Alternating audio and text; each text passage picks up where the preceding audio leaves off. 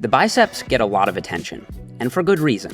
Simply growing this one muscle can make a dramatic difference in how jacked you look in a t-shirt. So in this video, I'll be covering the best and worst biceps exercises based on the latest science. I'm gonna rank them on a tier list from S for super to F for fail. And at the end, I'll crown one exercise as the best of the best, and I'll pick one as the worst of the worst. And here's my criteria for ranking exercises. To get into S tier, it needs to provide high tension, especially in the stretched position. It needs to feel good, which means it doesn't cause elbow pain, and it has a smooth resistance profile. And it should have a simple progression. That's ultimately what keeps your arms growing. If you can't add weight or reps over time, I'm knocking it down. Now, the biceps have two heads, as the name biceps implies. There's a short head, which sits on the inside of your arm, and a long head, which sits on the back of your arm and contributes more to that elusive biceps peak. There's also another big muscle that sits underneath the biceps called the brachialis, and it's actually just as big as both heads of the biceps combined, and it can also help push the biceps up more, creating bigger peaks. So it's an important muscle, and as we go, we'll consider which variations will target which head. And along the way, we'll see that there's some decent evidence that you most likely can target your biceps peak, and there's one exercise in particular that I think you should definitely include if you're trying to bring up your peaks. Now, the biceps perform two main biomechanical functions: elbow flexion, which is when you bend your elbow like in a curl, and supination, which is when you turn your palm facing up. You can try this out for yourself. If you start with your palm facing down and then slowly turn it up, you'll notice that your biceps automatically contract. And I cue for this supination by thinking about driving through my pinkies as I curl. Both heads of the biceps also cross the shoulder joint, which means the biceps will be more stretched when the arm is held back behind the torso. Okay, let's start with the most popular biceps exercise of all time: the barbell curl. Right away, we can see that tension on the biceps isn't exactly optimal. The hardest part of the range is when the elbow is at 90 degrees, and above that, tension goes down, and below that, tension also goes down until it reaches zero tension at the very bottom. And the very bottom is also when the biceps are most stretched. So this most likely isn't ideal, but you'll still grow your biceps as long as you're pushing hard. And the barbell curl is very good for overload. You can easily add a little weight each week. The biggest issue is that the straight barbell puts some strain on my wrists. Plus, in public gyms, hugging up a squat rack just to do curls is bad etiquette. That's because you can do curls so many different ways, but you really need a squat rack to do barbell squats. All things considered, I think the barbell curl belongs in C tier plus, but I'll bump it up to B tier just because it's so accessible. The easy bar curl is the same thing, except the handles curve in a way that eases up some torque on my wrists. I use the outer part of the easy bar because a shoulder width grip feels more comfortable. This grip angle puts you in between a fully supinated grip, like you'd use on barbell curls, and a neutral grip, like you'd use on hammer curls. However, if you use this in-between angled grip, you will take your biceps out of supination to some degree. This means it might shift some tension toward the brachialis and brachioradialis instead of the biceps per se. So to make sure my biceps are still firing, I simply think about driving through my pinkies as I curl. Problem solved. I actually really like the easy bar curl, especially as a heavy free weight bicep movement in the 6 to 8 rep range. From an optimization standpoint, it probably belongs in B tier, but I'm gonna go ahead and bump it up to A tier because it's still an exercise I do quite often for the convenience, simplicity, and overload. The standing dumbbell curl has zero tension in the full stretch, just like the barbell and easy bar curl. Honestly, I might have made a bigger stink about this if I made this video a few months ago, before our new study came out on full range of motion versus lengthened partials in experienced trainees. Check out this video for more on that. So the dumbbell curl loses 1 point for the suboptimal tension curve, but it's still a very convenient exercise that'll still grow your arms. It's also nice that you get to work each side individually, which can help fix bicep size asymmetries. Doing alternating dumbbell curls might be slightly less optimal, just because your biceps get this long rest in between each rep. The study from Goto and colleagues makes me think that doing those long pauses without any tension in between reps probably is a bit worse for muscle growth. As long as you're doing both arms at the same time, I think the dumbbell curl belongs in low A tier. Doing your dumbbell curls as preacher curls immediately makes the exercise better. That's because by angling your upper arm, you actually pull more tension into your biceps in the stretched position. And even though your arm is out in front of you, you still get a pretty good stretch here as long as you go all the way down. And more importantly, you have high tension in that stretched position. And having high tension in a stretched position seems to be more important than the total stretch that a muscle experiences.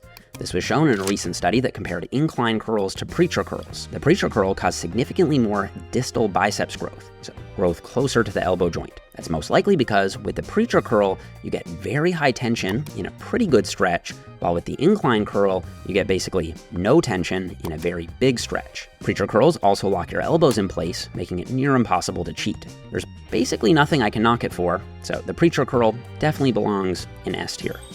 And as for incline curls, since we now have that study showing that they are a bit worse than preacher curls, they have to go in a lower tier. I still do them from time to time since they're a solid lengthened biased movement that's fast to set up and easy to do.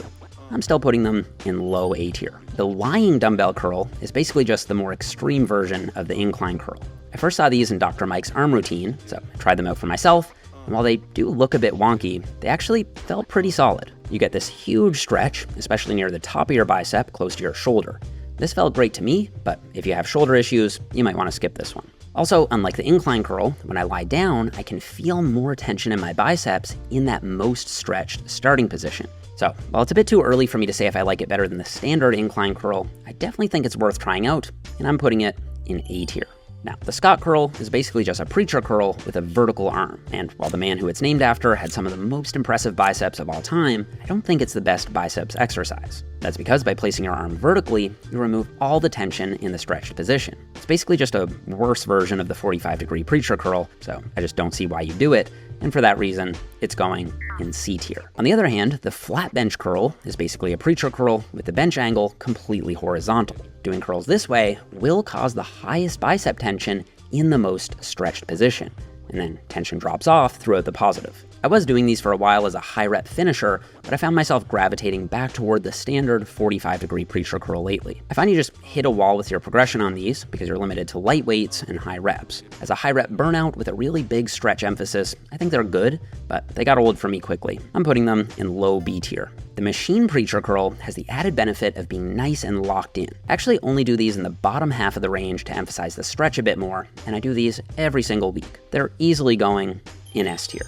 But they're still not my #1 bicep builder. Before we get to that, let's knock out the waiter curl. This is probably the most gimmicky biceps exercise I actually see people do. It cranks your wrists, the plate feels awkward, and you're limited with overload. I'd just use dumbbells instead, and if you really want to hyperextend your wrists a bit to help take your forearms out, you can still do that with dumbbells, but with more degrees of freedom. I'm putting waiter curls in F tier. The drag curl does have potential, because by moving your arm back as you curl, you do put the bicep under a greater degree of stretch. However, as you curl, you're shortening the bicep at the elbow joint while simultaneously lengthening it at the shoulder joint.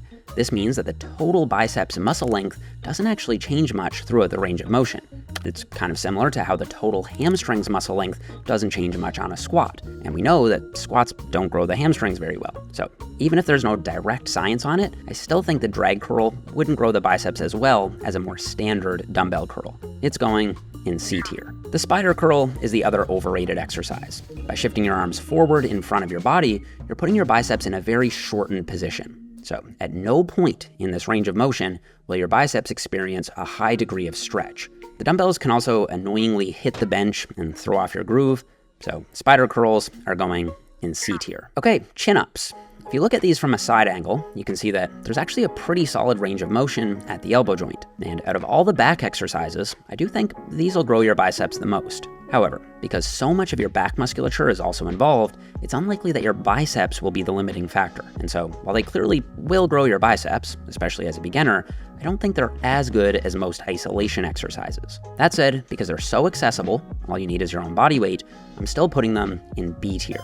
Okay, let's have some fun. 21s are a sort of bro exercise where you do 7 reps in the bottom half, then 7 reps in the top half, and then you finish with 7 full range of motion reps. This is a fun way to challenge your arms, but I just don't think it's in the right order. Traditional 21s has you hit the lengthened part first, which is probably the most anabolic, then you hit the shortened part, which is the least anabolic, and then the full range of motion last. So the order is long, short, full. I think it's a lot smarter to do these short, then full, then long. So I do 7 seated curls first, which trains the shortened top half. Obviously you could just do these standing, but I find doing them seated standardizes the range on each rep and keeps it more interesting. Then I stand up and do 7 full ROM curls, and then I do 7 bottom half curls at the end. This way, the curls get a little easier as your biceps fatigue, and this way you get to end the set with a bunch of lengthened partials.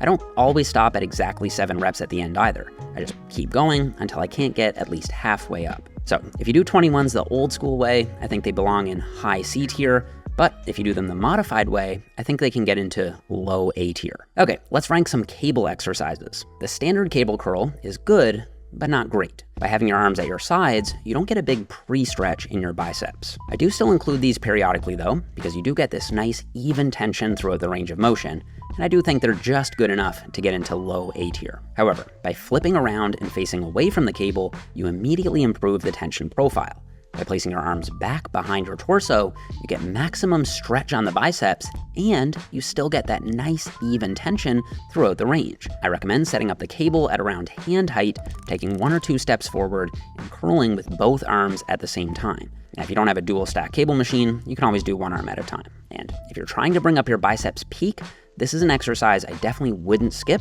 because the long head will experience a very high degree of stretch and tension. It's probably not my #1 exercise for the peak. I'll get to that in a second.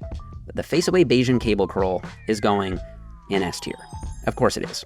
It's amazing. All right, this is a freaky looking variation on the Bayesian cable curl that I've been playing around with lately. I don't have a name for it yet, so I'll open it up to suggestions in the comments. The cool thing about this variation is that you actually get this 90-degree angle between the cable and your forearm while the bicep is most stretched. This means you're getting maximum tension on the biceps while they're in their most stretched position. They were a little awkward the first time I tried them, but once I figured out the right cable height, they felt fantastic.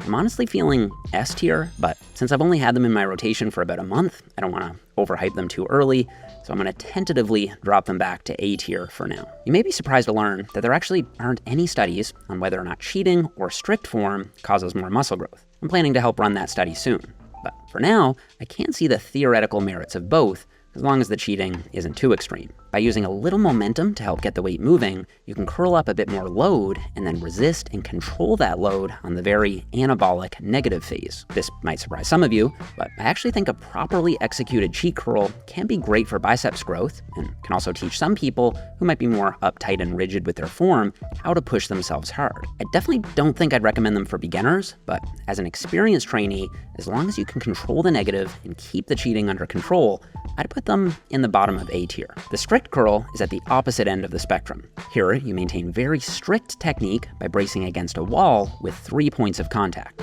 your glutes, your upper back, and your head. The theoretical upside here is that you direct all the tension coming from the bar into your biceps. Unlike with the cheat curl, there's no tension being lost to your hips or your low back. With strict curls, if you're lifting more weight or doing more reps, your biceps are getting stronger, and they're most likely getting bigger too. I suspect strict curls would be a bit better than cheat curls, but without that study, it's hard to know for sure. And honestly, I could see it going either way. So I'm gonna leave strict curls in A tier for now as well. Now, hammer curls are really interesting. By taking a neutral grip and pointing your thumb up, you take your biceps out of supination. This means the biceps probably will be less active on hammer curls than on standard curls. However, remember, there's this other big muscle that sits directly underneath the biceps called the brachialis, and the brachialis will be very active on hammer curls. That's because all it does is bend the elbow. It can't contribute to supination at all. So by performing hammer curls, you might shift some tension away from the biceps and toward the brachialis. And since the brachialis can push the biceps up more, that should enhance the appearance of bicep peak.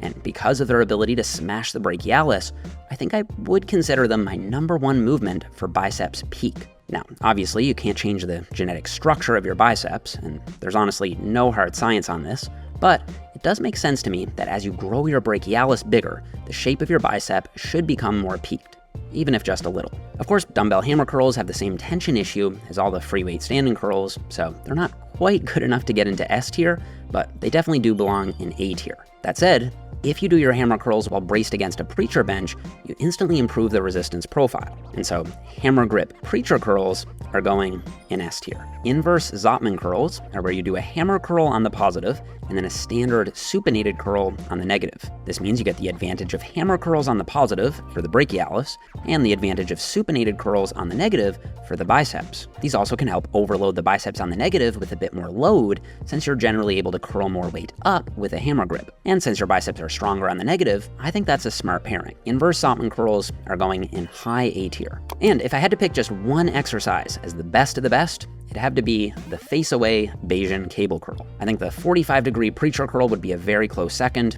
and I think they should both be in your biceps routine. And the worst of the worst would have to be the waiter curl. Also, I want to give you guys a quick update on my new book. I'm going to send everyone who pre-orders the Muscle Ladder a free ebook called The Ultimate Exercise Guide, which covers my best exercise for every muscle. It covers the muscles that I haven't covered in this series, like the forearms, glutes, and calves, and it also includes more depth than I'm able to give in these videos. To get the free ebook, all you need to do is pre-order the Muscle Ladder on Amazon, Barnes & Noble, or wherever you buy your books, and then show me your order number. To do that, just go to jeffnippard.com/the muscle ladder, input your order number, and I'll email you the new ebook for free. By pre-ordering, you'll also lock in Amazon's best price guarantee, which means from now until the day it launches, whatever their best discount is the price you'll get the book for. I don't control when or by how much they discount the book, so basically, the sooner you can pre-order, the better for getting the lowest price. Oh, and anyone who's already pre-ordered, I will be sending you the free ebook to your email as well. All you have to do is go to jeffnippard.com/the muscle ladder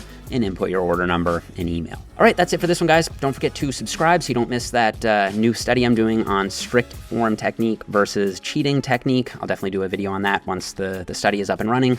Don't forget to leave me a thumbs up if you enjoyed the video, and I'll see you guys all here in the next one.